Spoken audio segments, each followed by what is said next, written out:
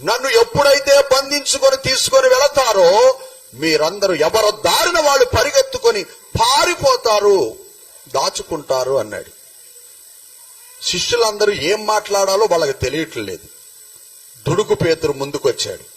ఆయన అంటాడు, ఆ మర్మాన్ని గ్రహించక, ఆ మర్మాన్ని తెలుసుకొనక, ప్రభువా అటువంటి దుస్థితి కలిగితే, అటువంటి పరిస్థితి వస్తే నీ కొరకు నా ప్రాణమైనా పెడతాను, కానీ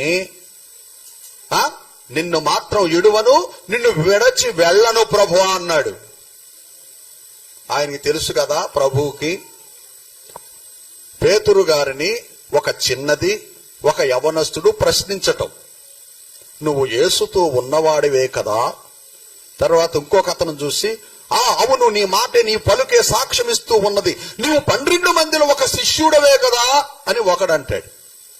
ఇప్పుడు పేతురు అంటున్నాడు వాళ్ళతో అంటున్నాడు, ఏమో ఆ యేసు ఎవరో నాకు తెలియదు,